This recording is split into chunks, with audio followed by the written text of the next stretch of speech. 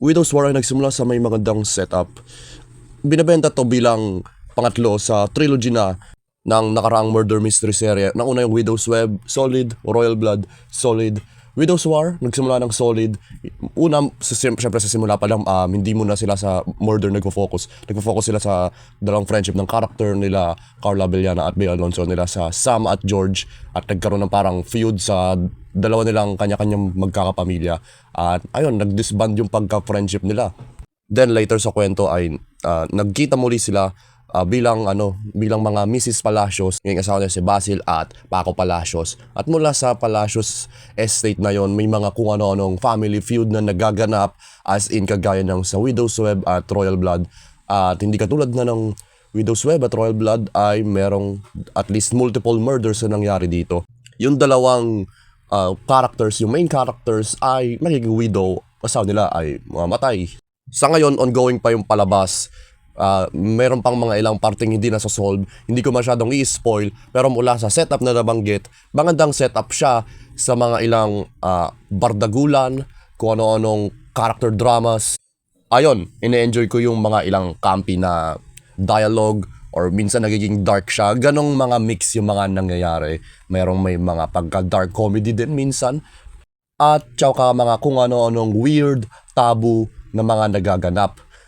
Hindi ko siya masyadong may spoil. Sa ngayon, yung mga as of recent lang, ay hindi ko nagugustuhan na yung mga ilang direction ng palabas. Ay maganda yung mga nagfo-focus siya sa murder at sa mga ilang bardagulan, pero nung mga recent lang ay nag-crossover ito sa isang teleserye sa panghapon, at kung paano na-implement at kin-crossover yun ay parang naging out of focus sa current na pinaka pabenta ng palabas, which is yung murder mystery.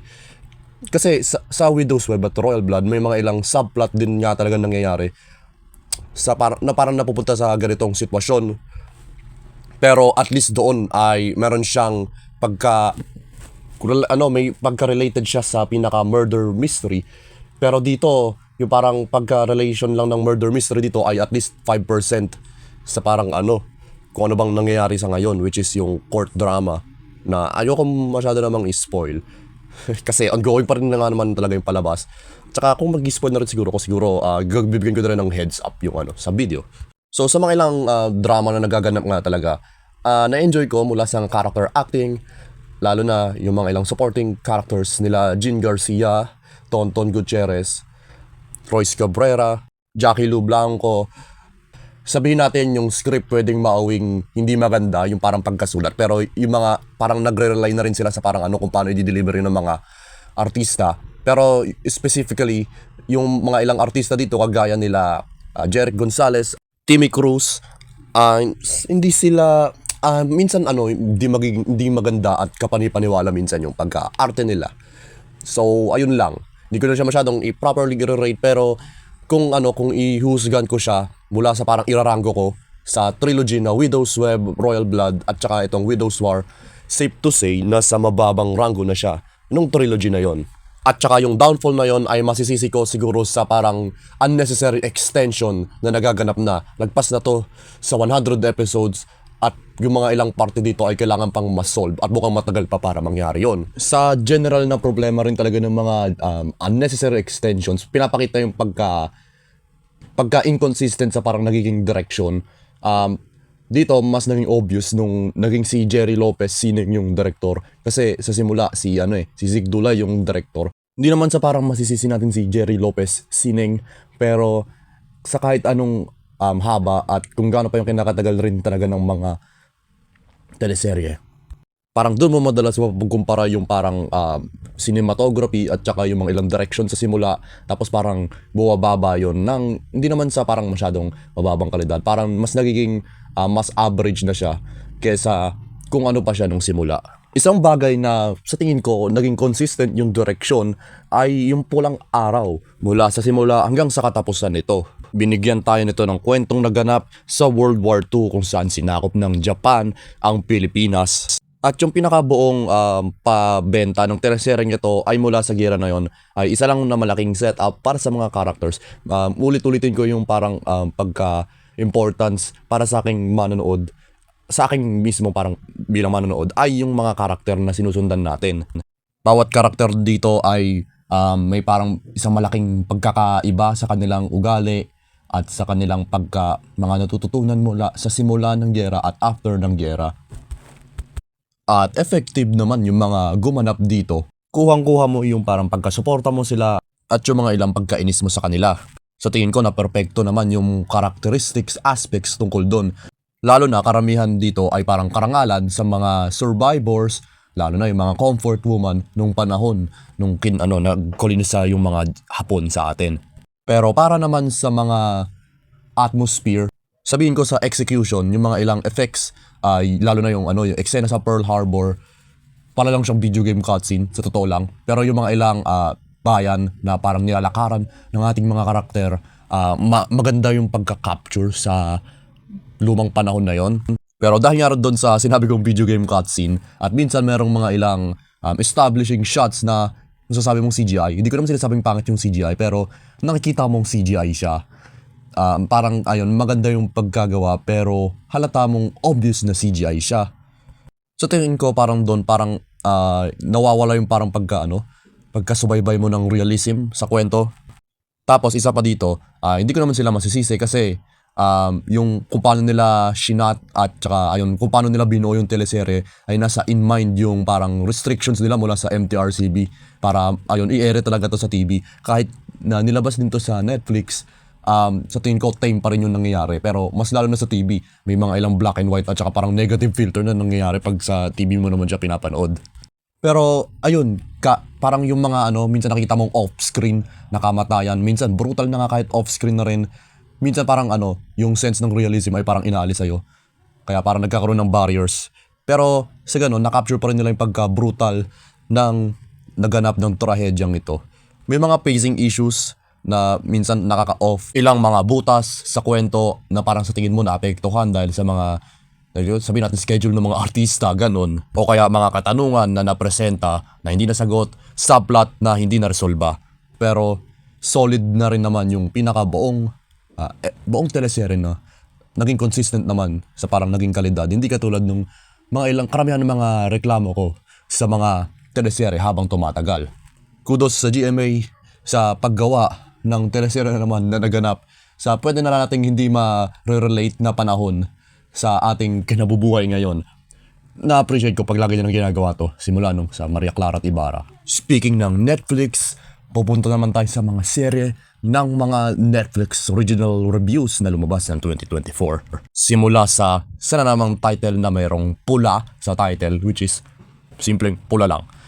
Di ko alam kung ano ba talaga yung punto ng kwento na to. Pinagbibidaan siya ni Coco Martin, Julia Montes, Raymart Santiago.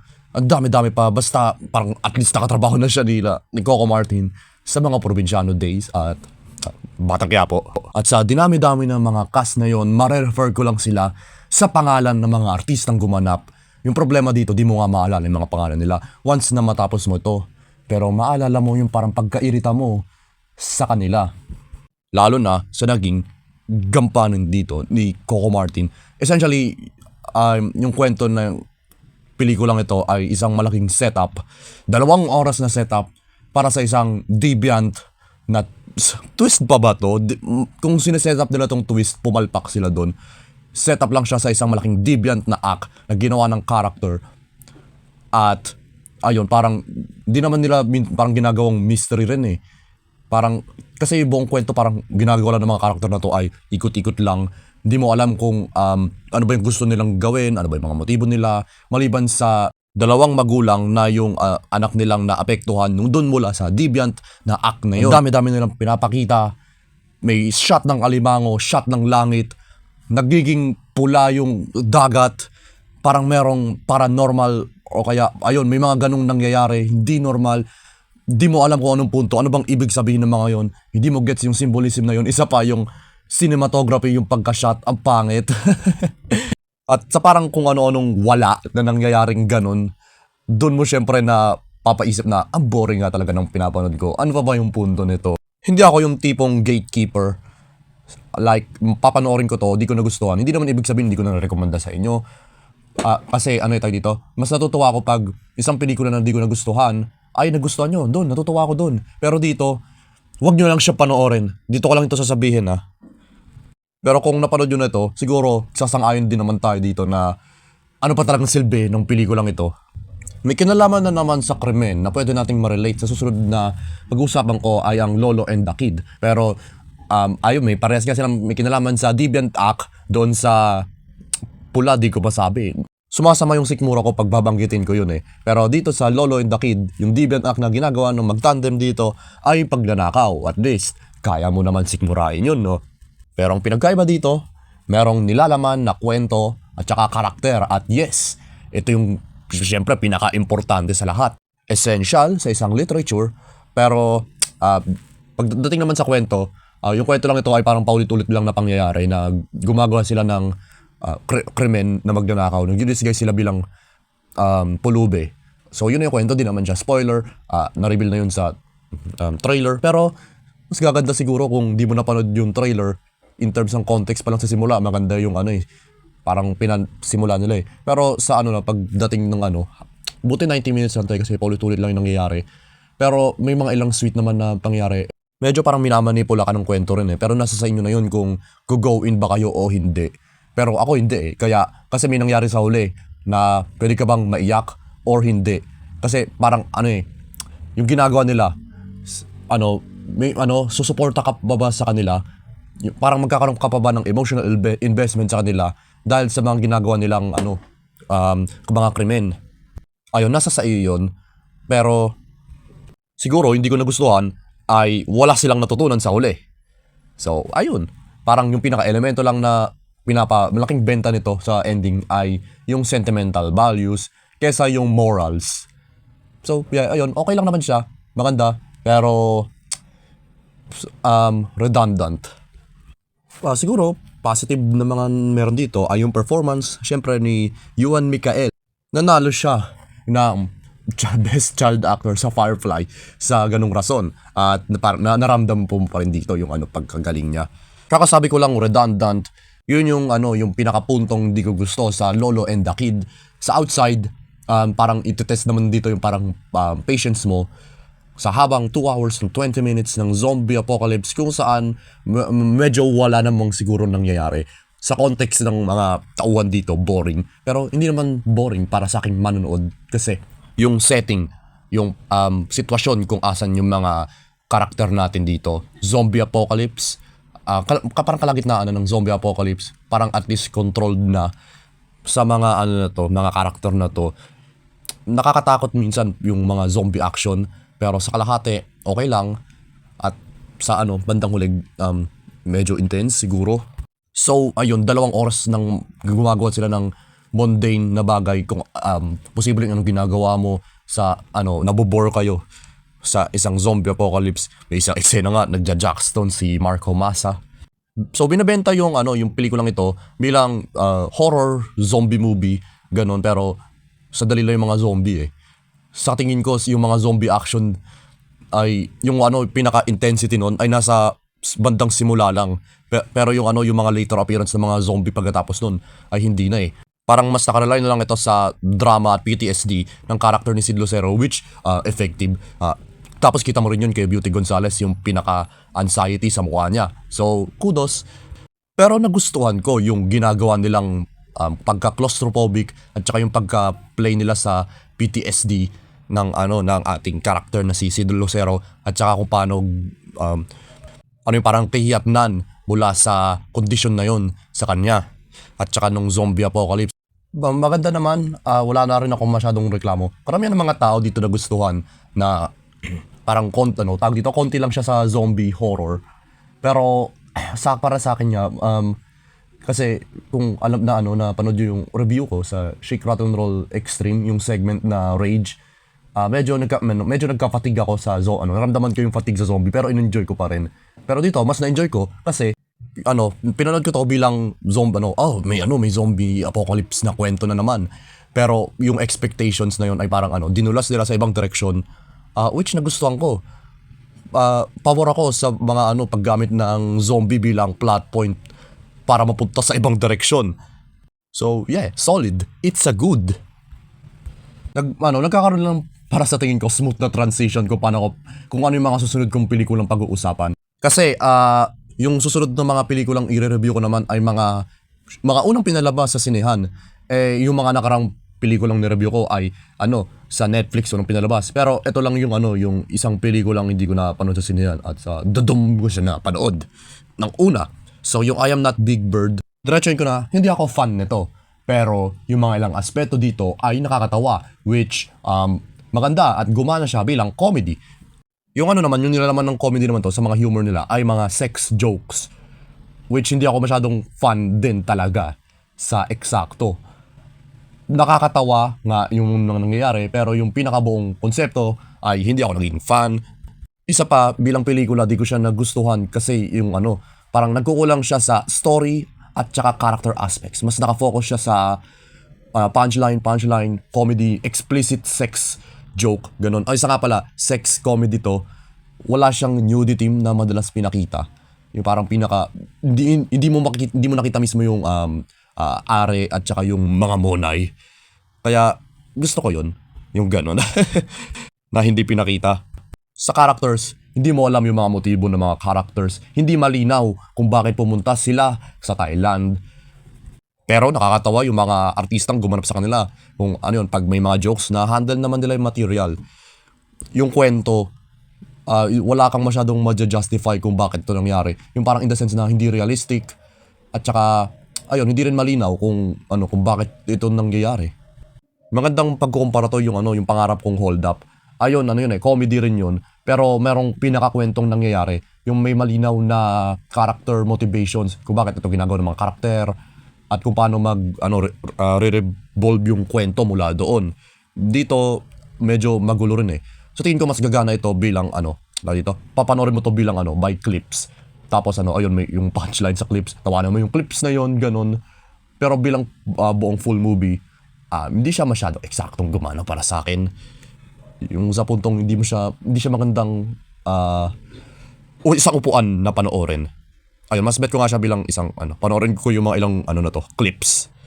Kaya hindi ako fan ng pelikulang ito, pero nagawa naman nila kung ano ba yung comedy. Unhappy for You ay solid.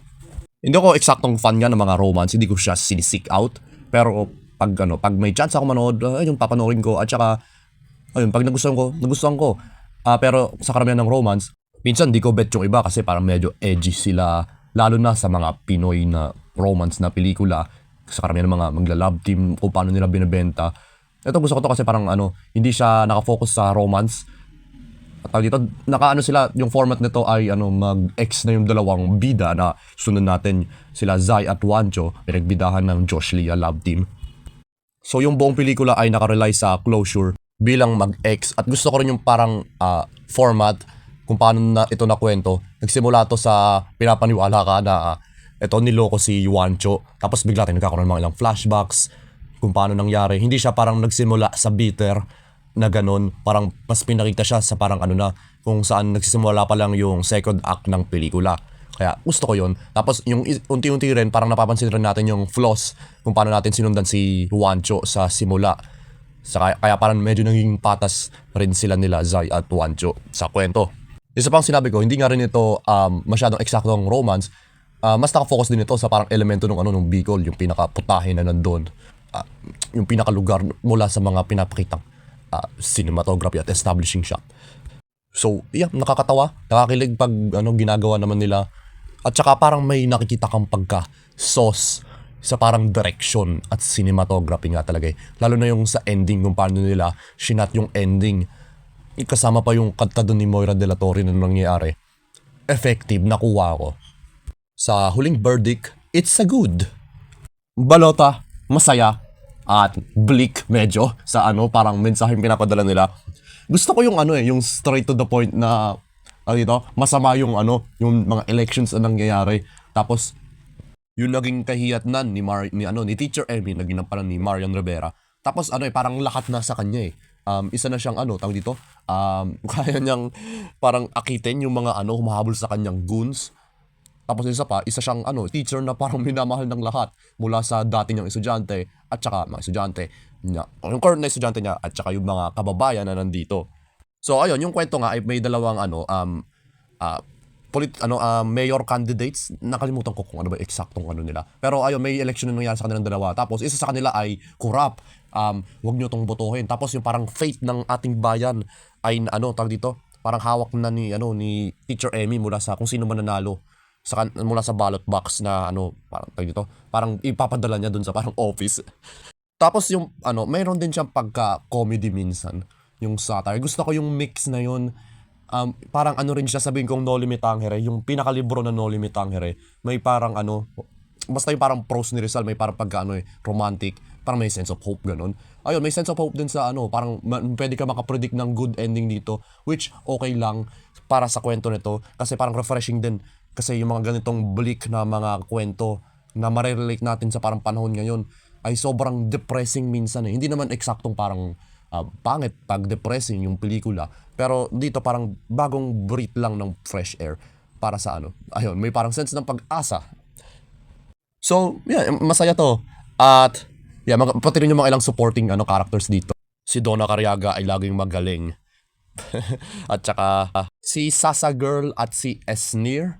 Wala ako masyadong napapanood pa kay Sasa Girl. Si Esnir magaling siya sa Shake, Rattle and Roll. Isa na namang tawag dito, isang tema yun, horror, tapos may mix ng comedy na maganda mula sa pinagbidahan niya doon. Yeah, maganda yung balota. It's good.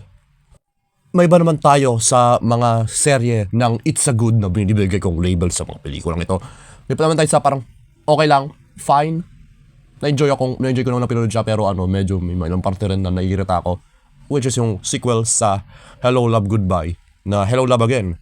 So una, i-express ko muna yung significance at saka yung parang importance, kagandahan ng Hello Love Goodbye para sa akin.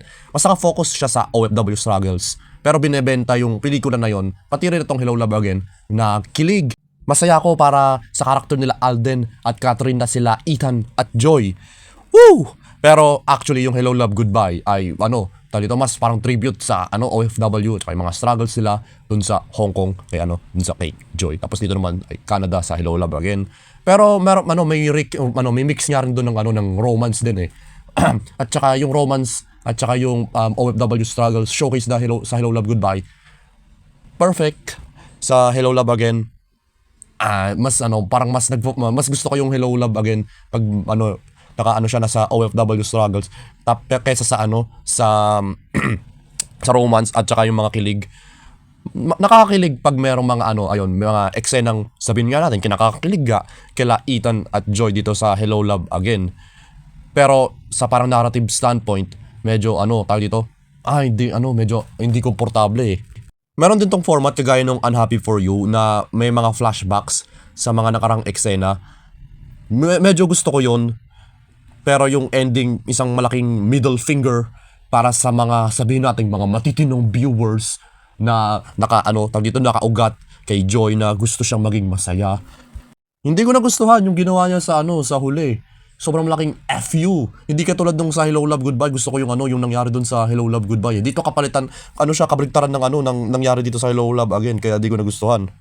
Kaya, ayun, yung buong masasabi ko rito, okay lang, it's fine lang ng pelikula. Natutuwa ko kung napanood ko rin siya, pero mas prefer ko yung Hello Love Goodbye sa conclusion. Huling pelikula para sa catch-up review noong 2024 nung napanood ko ay ang MMFF entry na The Kingdom. Sa ngayon, ito pa lang yung MMFF na napapanood ko. Plano ko gawin yung video na to actually, na parang at least nakanood na ako ng 2 to 3 na MMFF, pero parang may mga ilang delay lang sa mga medyo di ko na lang muna sila i-review. Sa ngayon ito na lang muna dahil siguro sa parang sa cinemas na malapit ako. Wala yung masyado yung mga hindi pa nila sinishowing yung gusto ko pang panoorin. Pero The Kingdom, pag-usapan natin yung The Kingdom. So binebenta nga yung pelikulang ito na what if sa una pa lang siguro dito masaya si Magellan sa ating bansa at hindi tayo nilapo-lapo sa simula pa lang at tapos hindi rin. So, ayun, basta ganon. Tapos yung bansa natin ay tawag na Malaya. Masyadong maraming nangyayari sa pelikulang ito para sa isang kwento na naganap sa isang bagong mundo na nilikha nila para lang sa kwentong ito. Isipin nyo, Harry Potter, pero siniksik lahat ng 7 kwento sa isang libro. Ayun yung nangyari dito. Pero alam nyo, para sa akin, gumana lahat ng mga story threads na nangyari dito eh. Pwede siyang makati nga rin Kasi pwede rin itong gumana at least parang teleserye. Pero nagawa nilang maging interconnected sila sa isa. Gumana sila kasi parang nasa iisang bubong lang sila. Yung isang plot thread na to, may kinalaman pala siya dito. Tapos yung isang plot thread na to na parang sa tingin mo wala, nandito rin pala siya, gumagana rin pala. So ayun yung nangyayari. Gusto ko yung yung napakita sa trailer. Yung trailer parang sabi nating stereotypical sa parang formula ng mga kwento. Pero natutuwa ako na hindi lang pala yung nandito. Masyadong maraming nangyayari din talaga dito. Pero parang yung nagkulang lang siguro dito ay parang ipaliwanag yung mga kung paano nagka-function karamihan sa mga nasa mundo nito. Konti lang yung parang na nila, masyadong na showcase dito sa parang bagong imaginative na bansang Pilipinas eh. Parang gusto ko pa, pero hindi mo naman siya masyadong magreklamo ka na doon. Kasi at least satisfying na rin naman yung yung lahat ng kinalabasan. Pero parang gusto mo pa, parang gusto mong gumawa sila ng peking history book. Astig siguro yun kung gagawa sila ng history book para dito. So ayun na lang, basta masyadong marami nangyari dito, hindi ko i-spoil. Lahat ng mga gumanap dito ay solid. Siguro parang naiiba lang talaga si Big Soto. Hindi naman ibig sabihin na parang hindi maganda yung niya, yung acting. Parang kakaiba lang talaga sa kanya yung role na seryoso. Hindi naman ibig sabihin na di siya gumagana sa mga seryosong roles. Pero dito parang unutilized din si Big Soto eh. Parang sa tingin ko mas marami pang potential na parang mas marami pang characterization para sa naging character dito ni Big Soto. Yung the rest naman sila Piolo Pascual, Christine Reyes, Su Ramirez, Sid Lucero, ayun, effective naman silang lahat. Tapos meron dito, parang kakaiba lang, parang siyang fan service. Nandito si Isa Calzado eh. Hindi ko alam kung marami pa ba silang parang collaboration. Kasi alam ko parang sa Starting Over Again lang ni Tony Gonzaga sila nag-collaborate eh. Tapos parang bigla ko naalala yung pelikula na yon nung nagkita sila ng character dito. Pero anyway, yung parang flow na pwede kong masabi dito, yung mga action scenes, yung unang action, at least yung parang first two na parang action set pieces nangyari, parang maayos naman. Pero yung mga sumunod, parang ang gulo, hindi maganda yung at least yung parang pagka-focus ng camera, magulo sa totoo lang. At siguro ayun lang yung masasabi ko. So ayun, maganda siya. Parang nakaka-appreciate na gumawa sila ng ganitong hypothetical at saka bagong mundo para sa pelikulang ito. Sa huli, maganda siya. Panoorin nyo na kung hindi pa. At ayun, papanoorin ko pa yung mga ilang MMFF. Siguro gagawin ko rin sila ng mga individual reviews pag nagkaroon ako ng opportunity na mapanood sila. So yeah, yun lang yung mga napanood ko sa mga pelikulang 2024. At yung mga wala dito, hindi ko talaga sila napanood. Pero siguro parang mapapanood ko sila kung saan parang late na para i-review. Itong mga ito, dito, parang tinamad ako gawa sila ng review. Pero sa tingin ko parang i-stick na lang ako sa format itong catch up. Gagawa pa ako siguro sa end of the year ng 2025 para sa mga pelikulang napanood ko. Siguro dito yung comfort ko para mag-review Kasi ang ikli lang talaga ng mga ilang nasabi ko sa mga nakarang mga pelikulang ito para gawan sila ng dedicated na video. So dito na yung para maging comfort ko siguro gumawa ng review. So bye-bye kayo para sa 2025 catch up review. So ayun, salamat sa panonood. Salamat sa pagsubaybay sa aking journey ko sa YouTube itong 2024. Maligayang New Year kung malapit na mag-New Year kung kailan ko to nire-record.